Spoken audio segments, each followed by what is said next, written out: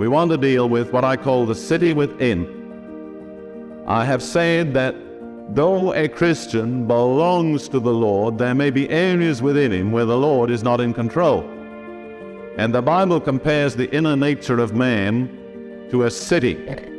Proverbs 16:32, "He that is slow to anger is better than the mighty, and he that ruleth his spirit better than he that taketh a city." So ruling your own spirit is better than taking a city in war. And the other one, Proverbs 25:28, "He that hath no rule over his own spirit is like a city that is broken down and without wall." No defense. He can't keep anything out. Any demon that the devil sends against him can come in and settle in that city because it has no protection. Now, many drug addicts are like that.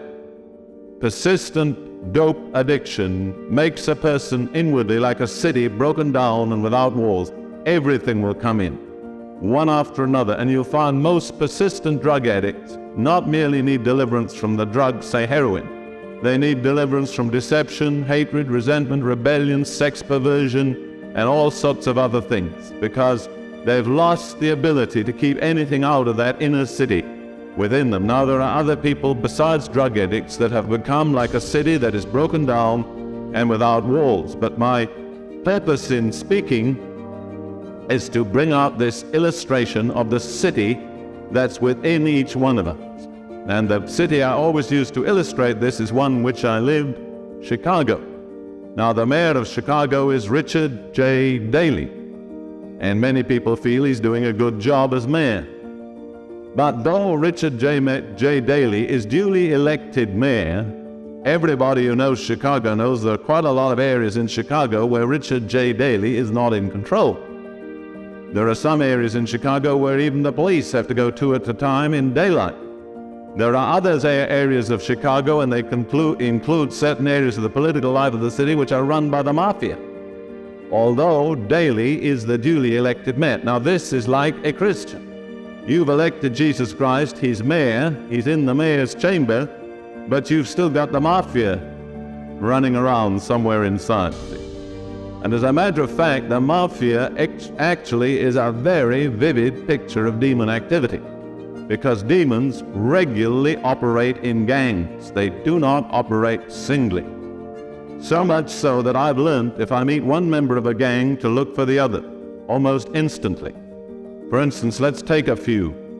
You have the case of, let's say, depression, fear, loneliness, self-pity, despair. You know the next one? Suicide, that's right.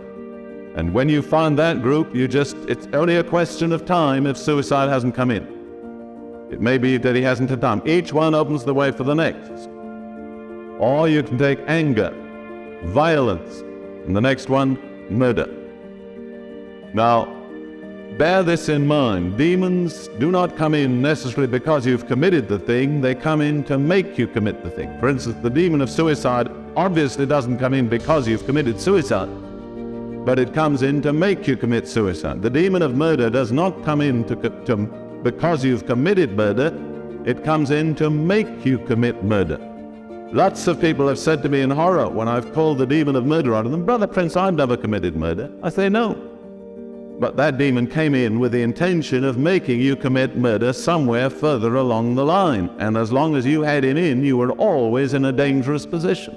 Because in a sudden moment of anger, who knows what you would have done? How many people you read about in the newspaper commit murder, and when they're charged with it, they say, "I don't know what made me do it." No, they don't. But the devil does. He had that demon waiting there maybe 15 years, till he got to that man to a place where he was drunk and somebody insulted him or ran off with his wife, and then the demon of murder went into top gear and said, "Now's my opportunity." Other people have the demon of adultery, who have not committed adultery, but it's there pushing them into it.